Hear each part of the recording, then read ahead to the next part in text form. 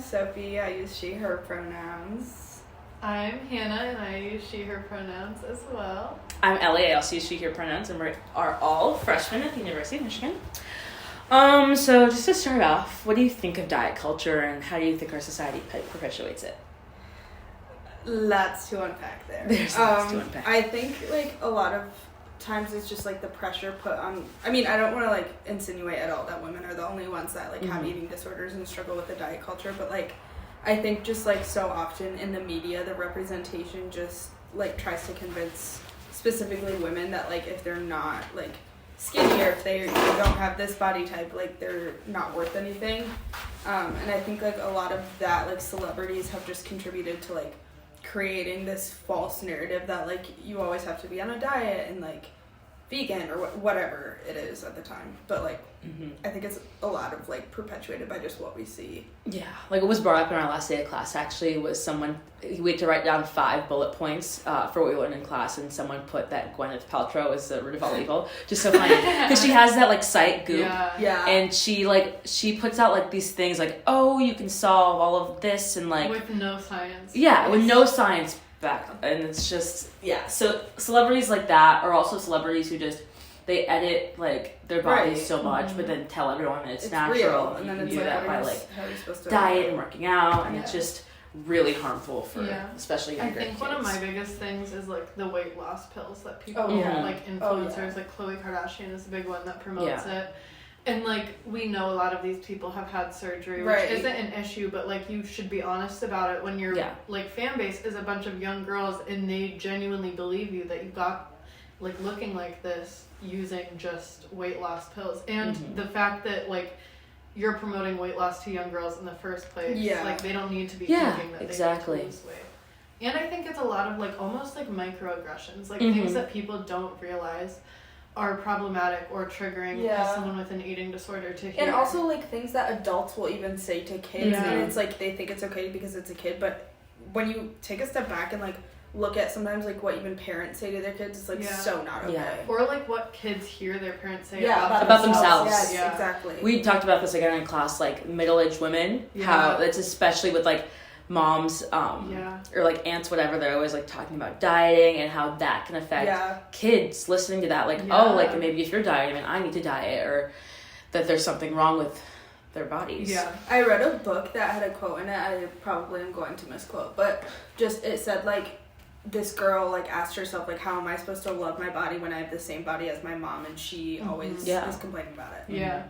And I think sometimes it's even, like, less purposeful. Like, as a kid, I remember hearing adults talk about themselves like that, and I don't ever remember, like, when I was very, very young, obviously I developed these thoughts later, but being like, oh, if they're dieting, I need to diet. But it's almost just like a subconscious, like, this is how women talk about themselves. This is how women behave with each other, and, like, what they converse and socialize about. Like, it shouldn't be a talking point. It shouldn't. Yeah, and I agree. Like, growing up, it's not like I was, like, 6 thinking, oh, I need to diet. But eventually hearing that, like, all the time from, like, every woman in my life, eventually, like, going into adolescence, it's like, that's something that I need to do too. That's normal to, like, I agree. Next question, just how has coming to college changed or enforced your ideas of diet culture? How has it changed how, like, your eating habits? How has it changed all of those types of things? Just coming to college. Much to consider. You can talk about as much or as little as you want. I think, and I am maybe assuming that you'll touch a little bit on this later, so I won't say too much, but the freshman 15 comments are really, like, a big thing, and as someone in recovery, I think coming and hearing a lot of those things were triggering, and, like, when you're recovering, obviously you don't want to, like, play into that, and I want to, like, you know, be, like, almost the bigger person to myself, and like, not let myself let those things affect me. But it's hard when everyone talks about those things, and, like, people comment on it, not even about themselves, but also, like, to others. And it's really hard to hear that and then not feel self-conscious about what you're eating. And then also, I think the dining hall portions are, like, really I don't know, they, like, I almost feel ashamed going to get more food, but, like, they give you, like, half a portion, so obviously you need more than that. But I think a combination of the two, it's really harmful to constantly be around. Yeah. I agree with the freshman 15 thing, and just comments on, like, the toxicity, like, diet culture, like, toxic comments in general, because it's, like, when, especially people who aren't going through recovery, they don't, like, understand that, like, how big of an effect. And it's so normal that when you want to call people out, but it's, like, becomes awkward because it's, like, it's so normal, and they're gonna be like, oh, like, that's just, like, a normal thing people talk about, and so it's hard to not stop that when it's going around you. And the same, the dining hall, I'm glad you said that, because no one else has said that. I was just, like, I've been thinking it. Yeah. But it's also good to talk to people about it, because then you get more of an idea of how people feel. But yeah, they give us, like, really small portions, and then they put a sign out with all, like, the calories and everything on it. And I'm grateful now that I've come to the point in my recovery where I haven't looked at a single one of those. And even if I were to, it would be triggering probably at this point in time, but I don't think that it's necessary for anyone. Like, I don't think it's needed, and I don't think that they need to have it. Like, is if it you're required? counting calories, that's not a good, like, I don't know why it's there, really. And even or if, like, you are dieting healthily, like, I don't think you're looking at calories, you're looking at, like, protein. Calories aren't an indicator of health. Or and they put the health, like, the sticker on everything that's low calorie. The vending machine is, like, calories count. Like, that's in, I wrote about that in here. Because we talked about this in class. The university itself even perpetuates these. Yeah. Because I know that there are some, like, laws. I rip them off every time. Yeah, same. There's some laws in place where they have to put certain nutrition factors, but calories have nothing to do with nutrition. I doubt that there is a law stating that the vending machines need to have a calories count. That's not okay, especially for developing minds. And again, like I talk in this, eating disorders are the most prevalent in college students. So even if you don't have one, just seeing that, like, it's okay to have a regular beverage. Like, if you want to have one with full sugar or whatever, go for it. It's not, like, as long as it's not, like, for every single meal of your day. Like, it's I just get very heated about that. It's because it's not just the students. It's not just the students doing it themselves. It's the university itself. And I think a lot of people, like, don't know when they, like, make comments. When they make comments, and I feel like a lot of people have eating disorders that don't know it, or just simply, like, disordered eating. Like, when you eat something, like, the first thing on your mind shouldn't be, like, the calories. Or how you're going to burn it off later. Or how you're going to make up for it tomorrow. And I think among college students, too, alcohol is, like, a big thing, too, with the eating disorders. I feel like a lot of people will, like, you hear girls be like, oh, I'm not going to eat today because I'm drinking tonight. Like, for various reasons, whether it's, like, to get drunk faster or to, like, make up the calories somehow or whatever. It's just because the calories from alcohol are not a sufficient source of nutrients. No, they're literally not nutrients at all. Like, so avoiding drinking before, it just makes you sick. It doesn't make you feel good avoiding eating before. You just, like, you need to be hydrated and you need to be, like, well fed. And like, not doing that before drinking isn't going to make your night any more fun. And another thing I was saying is why, like, a lot of college students, especially, like, women, avoid eating before going out is, like, for outfits. They don't want to bloat in their outfits. That's a good point. And that's another thing that should be normalized, because bloating after a meal, that's completely normal. Like, as long as you're not in terrible pain, like, that's another story. But, like, because it's natural, like, for the body to do that. And, like, just because you're bloated doesn't mean you look bad. Like, the narrative that, like, being bloated or, like, being fat or gaining weight makes you ugly, like, those things have no correlation with each other. And it's just, that's, like, so far ingrained, it's hard for people to even, like, to leave that behind. Even people who, like, for example, like, I would say, I'm in recovery, and I would say that I'm, like, at that point where, like, I'm not super comparing myself to others, and when I bloat, it's not, I don't feel terrible about myself, but I still, deep down, like, I wouldn't probably post a picture on Instagram where I feel like, it's like, there's certain things that are, like, in the back of your mind where it's like, you don't feel like you're contributing, but you just can't like you can't like, get rid of that because it's like it's so hard to, because you don't want people to see you in a certain light. I feel. Yeah, and this isn't like going on. It's kind of following what we were talking about. How is diet culture, or if you want to go more into it, like having an eating disorder, how has that changed your life? It's a very, very deep question. Yeah, that's a big one. Yeah. But you can also just talk about how diet culture itself, people around you talking about it, has changed your life. I think, like, a lot of it was my mom, Mm-hmm. which is, like, sad. But, like, I don't know, like, whether it be, like, her talking about herself in a negative light or, like, whenever we used to go out to dinner, like, she used to take half of my meal and, like, make me put it in a box and take it. Mm-hmm. Like, she wouldn't let me eat the whole thing. Wow. And then she forced me to work out, like, every single day, and it was, like, really bad. So I think that kind of, because I had orthorexia and anorexia athletica. Mm-hmm. So, like, a lot of it just was, like, working out for me and, like, Yeah. overworking myself and not, like, fueling my body. Mm-hmm. And I think that was just, like, because of, like, all the influence Yeah. in my life. And, like, now it's, like, a lot better and I am, like, recovering, but it's still, I think coming to college is, like, really hard because I don't have control over my food. Mm-hmm. And it's, like, something I've always really struggled with is eating, like, in front of people. So, like, dining halls fucking terrify me. Yeah. But yeah, that's, like, a big thing is just, like, losing the control that I had, which is good because now I don't, like, count calories or, like, you know, but, yeah. Yeah, I think it's a big thing with dining halls because it's so hard to intuitively eat when there's not food that you want to Right. or when there's, or, like, I just feel like everyone's watching me when I'm I don't know, yeah. like, it's I weird. understand that. And it's like, also, going alone. Going I can't do alone that. is so difficult. That's another part that is hard for college students with eating disorders, or just in general, is that because eating alone is just like, I don't know. Like, it's you'd just rather like, not go than go. Yeah, and that's what leads a lot of students to not eat as much. Yeah, I also think simply feeling like we don't have time to eat. Like something my stepdad always says, because me and my mom are kind of like the same mindset. We're like, there's no time to eat. Like, I have so much to do.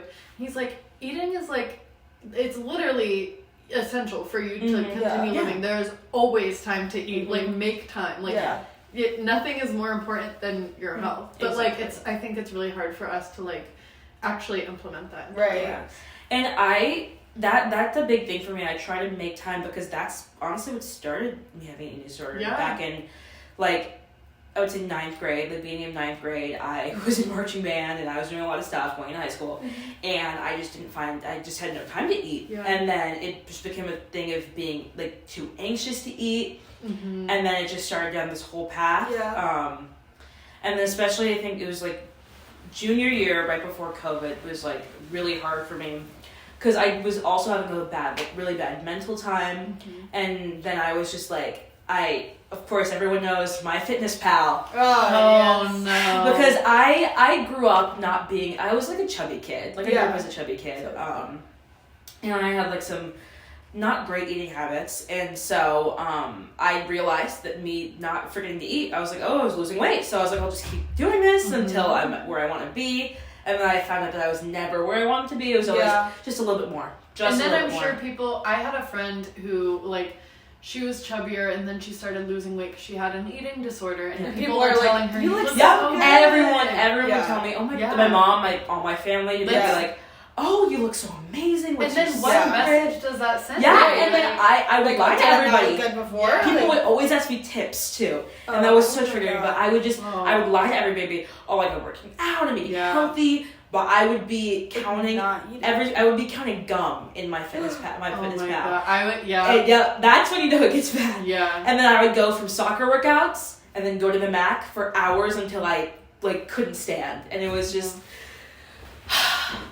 Bad time, but it's like weird because I thought that coming to college would like it'd be like a turnaround in my like recovery would get worse, but honestly I think it's it's honestly not been doing bad. Like I'm glad that I started it before college because I feel like if I would have started it in college like that would be really difficult. Yeah, I agree. I think definitely it has changed my life in the fact that, I was diagnosed when I went to the psych ward, so that was obviously like a big event in my life, and I think trying to change my mindset around it has definitely been the most challenging part, but that has changed me the most, just because of like we were talking about, just like these things that are ingrained in you growing up and that you're just so used to hearing and thinking. And I think I definitely, mine was kind of a different, like how it like started. Mine was definitely like internet induced, Tumblr and Instagram, and the romanticization of eating disorders on there. Like the reason I learned about eating disorders is because people on Tumblr would literally post like thinspo and like those types of posts, and there would be like blogs I followed on Tumblr that would like count their calories and would have like their current weight and goal weight and their bios and like all that stuff. I remember and, like, following so many of his accounts. I just remember it seeming like such like a, I don't know, it was just so terrible that like I was so engrossed and like I just felt like, oh, like I want to look like that. I want to, you know. Because internet and society tells you that if you work out the same as people and you eat the same as people, then you look like them. But it's genetics. Yeah. Like, I remember, like, I don't even know what grade, sophomore, junior year, instead of eating a meal, I would just go on TikTok, on Instagram, and look at models and be like, okay, well, that's all the meal I need, is just looking at Instagram, you know? And so that's a huge thing in social media, and in college, like, comparing yourself to everyone around you, because you're living with these people. Like, you see, and then you see what everyone eats, you see how everyone works out, you see like all these different sides of people, and you want to be them, but it's also like we're comparing our lowlights to people's highlights. Is what I always say. And it's like it's not a comparison at all. You can't compare those two things, you know, because you have highlights, they have lowlights, like.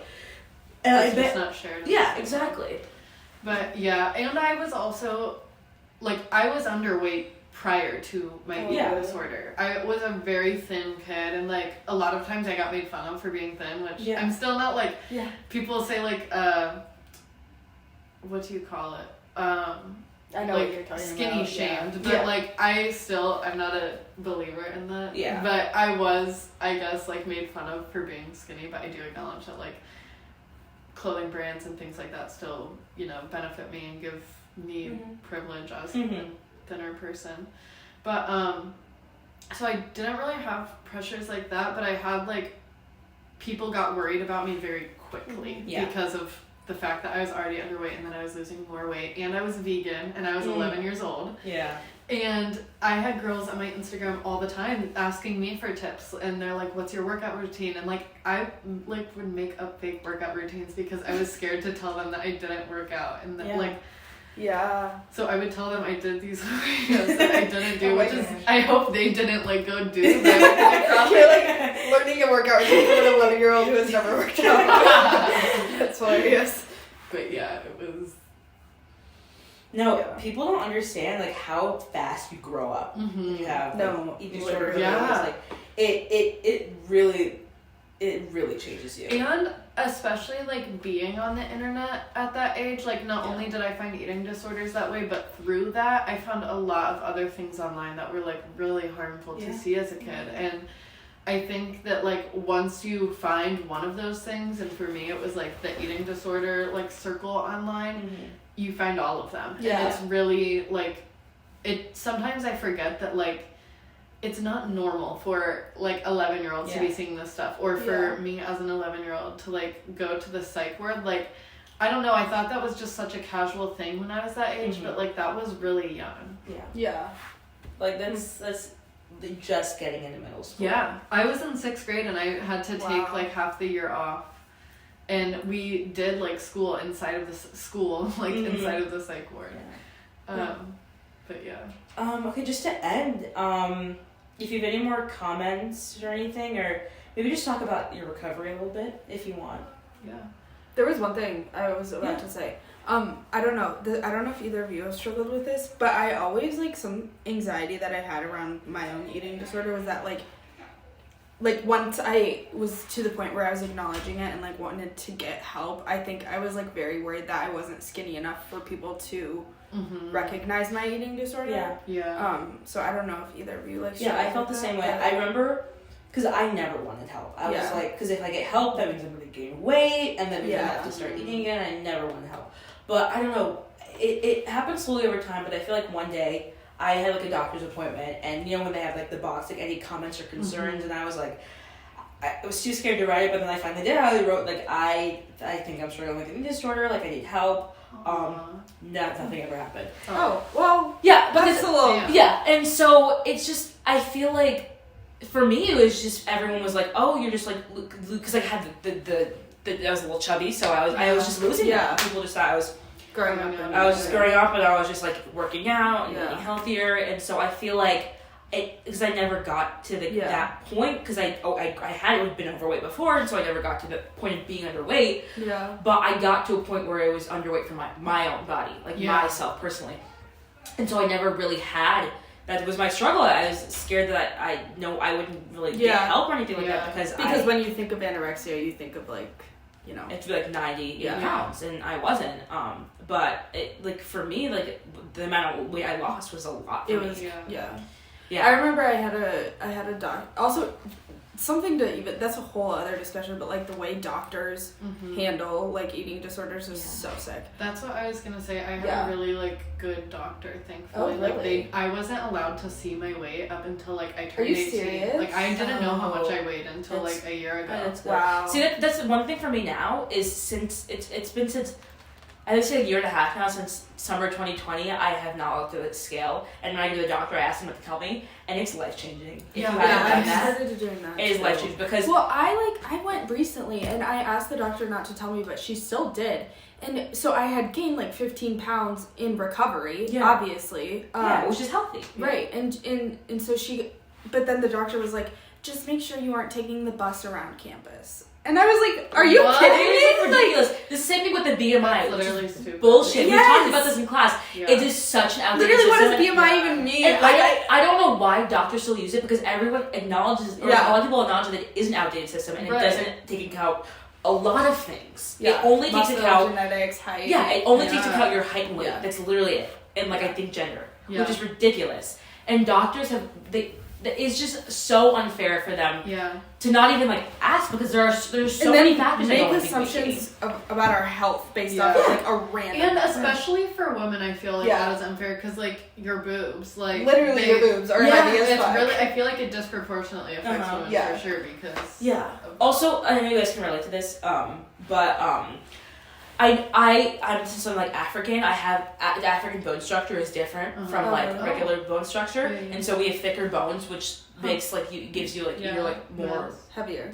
Yeah. And so I was always in the higher percentile, which was always very triggering. Yeah. Wow. And I like completely lost my train of thought. Oh yeah, which is another reason why I was like BMI, but I was also scared because I felt like I wasn't gonna get help because. Because you weren't underweight. I wasn't underweight for like whatever category. Yeah. But also I feel like women of color, like it's definitely. Eating disorders are not talked about at all. Right. Yeah. And I was actually, because I never had heard about like any women of color having one, but I had talked to a couple family members. It was like last Christmas, and that really helped me. Like that, like I think pushed me forward to start recovery. Because it was like, oh, like there's people like me who are also going to meet people in my family also going through the same thing. So yeah, another question, like how, like it, just like about recovery, like how that journey started for you, how it's going, how it had been going. I think when I started recovery, I fell into a different type of eating disorder, even though I thought I was recovering. I was obsessed with gaining weight.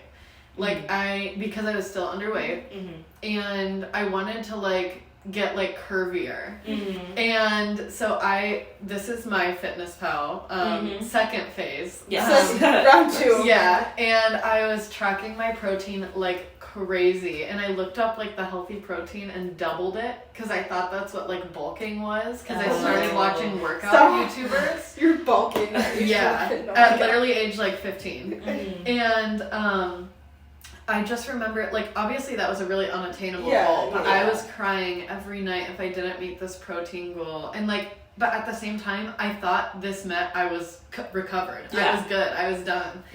Right, because you were trying to eat more and not less. Yeah. And so I was just obsessed with tracking my protein, and I was tracking like the school lunches. I was trying to figure out what brands of bread they used for their sandwiches, so I could track everything like accurately. And I didn't realize that this was also a disordered way of thinking and eating, and it didn't like actually hit me until much later that the way I was working out and eating in an attempt to gain weight and gain protein and like muscle mass was unhealthy too. And so I feel like my recovery quote unquote journey has like been really long, but only about half of it has actually been like a real healthy recovery and intentional. Like I feel like when you're like especially starting recovery, you have to be intentional about it.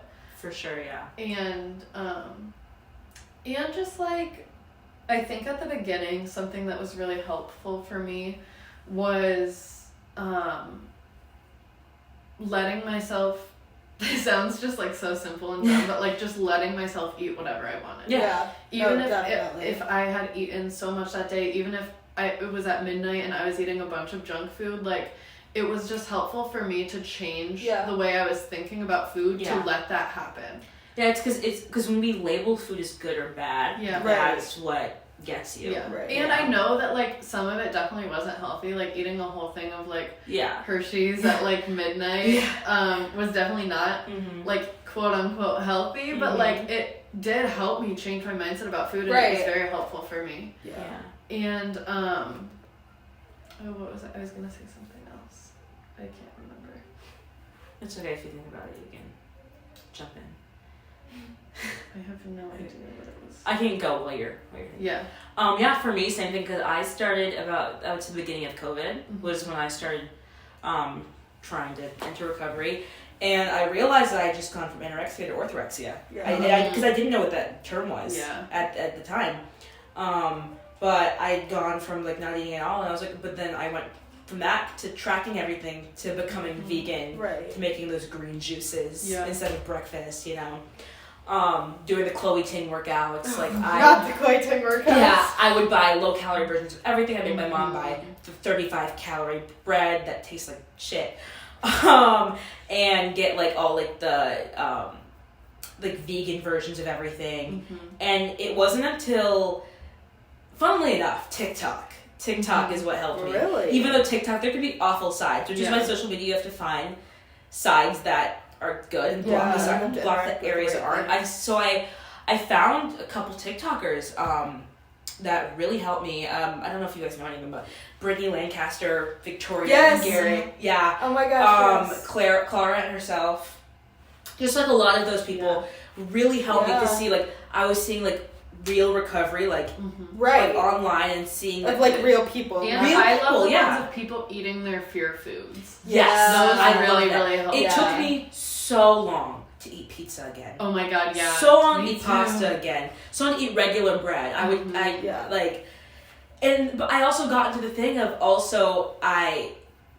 which is so bad, but like my mom would, because my mom did the whole her diet thing when she was talking about, and I would like help her with it. I'd be like, here's what you need to do, here's what you need to eat, and which obviously got into a bad place. I wanted to major in dietetics, so I could. God, Ellie. It got into a bad place, but it honestly wasn't until TikTok, and then I found out the term orthorexia, and I was like, oh.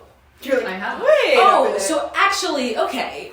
So I see. So we swapped eating disorders. Yeah. And then I don't even remember when that was, but it was like sometime during COVID, and I got into that, and I was like, okay, so I cannot be vegan anymore. I realized, because when you restrict anything, that's like it's right. No matter what, even if you want to be, I realized, and I didn't end up actually wanting to be. I just wanted to restrict another thing. And so once you start letting yourself eat what you want, truly whatever you want, it becomes so much easier. I never thought I'd be out here like. I bought a box of Pop-Tarts the other day. I never thought I'd be able to do that, you know? The only things that sounded good in the dining hall for lunch today, there was a hot dog with onion rings, and then fried shrimp with fries, and that was my lunch. That would never be my lunch. Because it makes your stomach happy and it makes your body happy, and you feel so much happier. Yeah. And you just become like, because like I know that I was so irritated all the time. I was losing hair. Like I was so grumpy. Like, and now I just like feel so much better.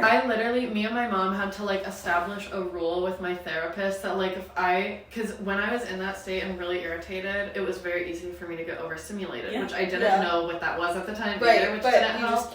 But the sound of my sister's chewing and the way she would eat would, that was like, such a big really thing for me. bother me. Mm-hmm.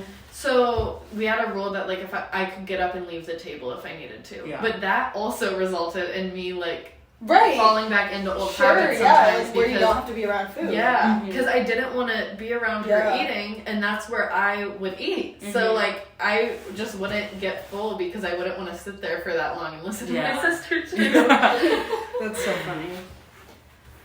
I guess I can talk about my recovery. I think like a really hard dynamic that isn't really talked about a lot is the link between like chronic illness and eating disorders. So like I have a really severe autoimmune disorder that I've been in the hospital for a lot, but like now it's gotten to a point where I just have like some allergies. They're not like allergies, they're like really intense intolerances. And so there's like a whole list of foods that I have to restrict for my health. Which I think is really hard because like you said, you know, like any type of restriction like kind of slows your recovery. So that was like a really hard dynamic, and it was a lot worse at home because like my parents, and obviously they wanted, you know, to like help me, but they'd always be like, oh, like that has a gram of sugar in it, you can't eat it. Like that has, you know, like that was like, especially because sugar is one of the allergies, so it's like that's like really triggering. But they would always be checking stuff, you know, and being like, don't eat that bread, like you can't have that gluten. And so I think that was really hard, and like now that I'm here, like sometimes I'm just like, fuck it, like I'll eat sugar, like I don't know, and I'll just deal with the stomach ache.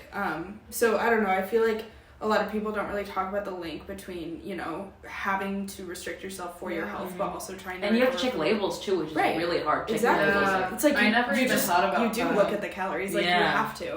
Because that's been my biggest issue. Is like especially like in restaurants and menus. If it has calories, I have to like go on like DoorDash on my phone and look at the menu. Like that's like been the biggest thing that I still can't shake. And like I can imagine like you still have to like look at them. You have to look at the. I so didn't that's even think about that. That's hard because honestly, I feel the same way about restricting things, and I'm so sorry that like it's had like to be part of your recovery. I don't know. It is hard, but I've gotten to a place where it's okay. I just like still have a hard time not having control over my food, and I still like only eat in my room. Basically. And you know what? Recovery is not. It's not a linear process. No, it goes up and it goes down and it goes way down and it goes way up and You know, I was the same way. I was vegetarian and had to stop being vegetarian, and I had previously been vegan and had to completely stop that because restricting anything was really, really harmful to my recovery. Like, it just wasn't working for me anymore. And then I got backlash from, like, my vegetarian friends who were like, you're not vegetarian anymore. And I'm like, guys. I also, like, had an experience in recovery. I'm wondering if either of you have had this, but, like, one of my friends actually noticed, like, what was going on, and so she, like, sat me down, and she was like, either you're telling your mom and calling a dietitian, or I am. Oh. See, you can't force recovery. Yeah. So that was really I was hard. forced into recovery because my parents took me to the psych ward, and, like, I didn't have a choice. And it was honestly... It wasn't helpful, first of all. I didn't actually start recovering. I got right back on Tumblr as soon as I got my phone back. You simply are not going to have a healthy recovery if it's not on your own. You have to want it. And so what they would do in the psych ward, like every Sunday for the week, we would have to like circle what we wanted for breakfast, lunch, and dinner every day of the week, which was hard because like I didn't know what I was going to want. I didn't know. So that was hard because sometimes I would get my food and then like that's not what I feel like eating anymore. So, and you know, I'm sure you guys can relate to this where you get in the mood where like all you want to eat is like one thing and you would rather not eat than if you can't have that. And that's like a thing with neurodivergence too. And so that was hard, but then they would also check how much of your food you ate, and then you would have to report to them anytime you used the bathroom for like an hour after eating. So that was really hard. That's kind of invasive. Like, I know that's how some people have to recover, but like, no, but that's not easy. And then it was hard too, because once I got out, my parents would start doing that, and then I wasn't allowed to go to the bathroom for like half an hour after I ate, because they thought I was throwing up. Oh my god. So if I was like, Mom, like I seriously have to pee, she would stand outside the door and listen. Wow. It was like, it was really invasive, and I think the like invasiveness of that, and honestly, the psychiatrist that was helping me in the hospital was not super helpful. One of them, there's a few, but the one that was talking to me primarily about eating disorders was like not very helpful. They just kind of like told me how terrible it was that I was so young, and then you're they like, kept asking, I know. Yeah, they kept asking like how I found out about it, and I kept saying like through Instagram and Tumblr, and they were like, well, how'd you come across it? And like, why I is that don't what even remember. matters? It just came up, but like they spent so much time like interrogating me about Finding like how you found it isn't the most important part. You no, get you recovered. it's literally not at all. And I'm that. like, I can't express enough how much time they spent on that and how much they emphasized that. And I guess I never realized how weird that was until like saying this out loud. Yeah. But like they literally spent so much time questioning me about everything. How much do you eat? When do you eat usually? Why are you doing this? And like I couldn't explain it. I was 11 years old. Like I couldn't articulate my thoughts and feelings in that way. Yeah. And I was hungry as fuck all the time and irritated. Like I don't want to talk to you about my feelings. I'm hungry and starving myself. So leave me alone. Also, talking about your eating when you're just starting recovery is also really triggering. Yeah, like let's just give a little time. Yeah. And they would always like make comments too, and like I understood they had to check how much I ate and stuff, but like they'd be like, why didn't you finish this and whatever, and like honestly those things made it worse for me and made me want to I got to a point where like I was hiding the food that I didn't finish because I knew I was like gonna get in trouble. Like once I got out of the hospital, I couldn't really do that in the hospital, but I would be like flushing food down the toilet or like throwing it outside or like burying it in my backyard because like I knew I would get in trouble. And honestly, it made me like sneaky in that way and like trying to find loopholes, and that made it even worse because that was addicting to me. I was like, I love finding ways to hide the food. I know, it's like in recovery, it's also obviously people don't understand unless they've gone through it, so they can't really like understand your brain. But you have to just let them eat the way they need to eat at first. Right. Because like you're not gonna be able to go back to completely normal eating right away. Like it messes up your metabolism. Yeah, so it does. And your hunger cues. Like I still struggle with. I don't get hungry 3 times a day usually, and like it's getting better. Yeah. But like it's just to a point where like intuitive eating, I understand where it's like eat when you're hungry. But I have to implement some like manual rules. But sometimes I don't feel hungry, but I have to go because I know I haven't eaten in hours. So it's you just have to wait, and it's like it's a long process. It is. Yeah. And that's what I totally agree with. When you're first starting recovery, you just have to eat how you want to eat. And I hate the videos where it like shows people like eating quote unquote like impolitely, where they're like shoving their face, because a lot of people do that when they're recovering from eating disorders. Or like something else too is if you've starved yourself even subconsciously for hours, you're gonna feel extra hungry, and if you haven't eaten all day, at night you're gonna want to shove your face, and that's why you get so hungry at bed at night. I'm very guilty of doing Me that. too. Like I just like don't eat all day, and then I get home and I'm like alone in my dorm, and I'm like because once you eat one snack, then you realize your body starts to realize that you're hungry. That's exactly it. Still happens to me, but that like I felt so guilty for that at the beginning of recovery, and that's what I was saying, like eating like all these like candies and stuff late at night, like literally probably like a pound of high chews. But like that's what I had to do to change like the dynamic of thinking in my brain and associating things with good and bad, and certain times with being okay to eat, because like you know the big thing too where it's like don't eat before you go to bed. And my mom would always tell me she used to cut us off at 8 p.m. My parents did that too. My parents didn't like do a lot of like I guess, I mean, like, hearing my mom talk about her body, yeah, but, like, my parents weren't as much, like, involved in my thinking habits, but they did do that, too, and it was really... So then when I got older and my mom started going to sleep before me, it was, like, stay up and eat. Yeah. Yeah. Well, thank you guys so much Yes, of for course. talking. Anytime. That is all for today, guys.